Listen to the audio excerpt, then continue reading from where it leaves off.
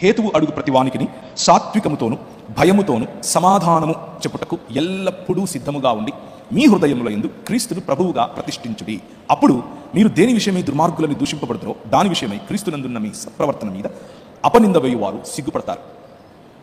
చాలామంది ఈరోజు క్రీస్తు యొక్క అనుచరులను అపనిందల పాలు లేకపోతే అభాండాలు వేయటం, క్రీస్తును 3 మేకులు పీక్కోలేని వాడని, శవమని, మనం చెబుతున్నది శవవార్త అని, ఇది సువార్త కాదు శవవార్త అంటారు.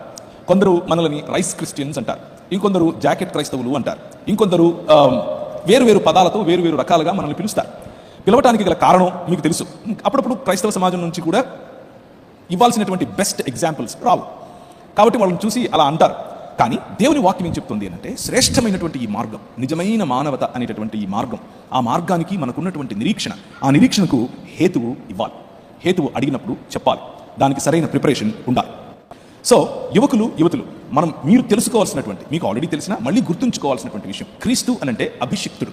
దేనికి అభిషేకం చేయబడ్డాడు అనంటే రాజ్యమును స్థాపించడానికి, దేవుని రాజ్యమును ఈ భూమి మీద కట్టడానికి, దేవుణ్ణి మళ్ళీ మనుషుల మధ్యలోనికి ఒక టెంట్గా కృపాసత్య సంపూర్ణుడిగా డేరా వేయటానికి. ఆ క్రీస్తును మనం మన హృదయాల్లో ముందు ప్రభువుగా ప్రతిష్ఠించుకోవాలి.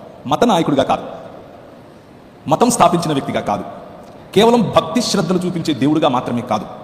ఆ దేవుడు రాజు, ఆ రాజుకు ఉన్నటువంటి నియమాలు, ఆ నియమాలను హృదయంలో పటిష్టంగా ప్రతిష్ఠించుకోవాలి. మతం కాదు, ఇది మార్గం. భక్తి మాత్రమే కాదు, బాధ్యతతో కూడిన జీవన విధానం. నమ్మకం మాత్రమే కాదు, నమ్మకత్వం. ఇంగ్లీష్లో అలిజెన్స్ అన్న పదం వాడతారు. Faith is allegiance to Christ. క్రీస్తు అనేటటువంటి రాజుకు మీ హృదయాలలో అలిజెన్స్ ఉండాలి, నమ్మకత్వం ఉండాలి. చెప్పిన పనిని, ఇచ్చిన ప్రాజెక్టును సంపూర్ణంగా కంప్లీట్ చేయగలిగినటువంటి, మీ పైన దేవుడు నమ్మగలిగినటువంటి, మీకు ఏదైనా పనిని ఇంట్రెస్ట్ చేయగలిగినటువంటి నమ్మకత్వం కలిగి ఉండాలి. దాన్నే క్రీస్తును ప్రభువుగా మన హృదయాల్లో ప్రతిష్ఠించుకోవడం అని అంటారు. అడిగేవాళ్ళు, హేతువు అడుగువారు రాజకీయ పరంగా అడుగుతారు, శాస్త్రీయ పరంగా అంటే సైంటిఫిక్గా అడుగుతారు. అలాగే భక్తి భావనలు,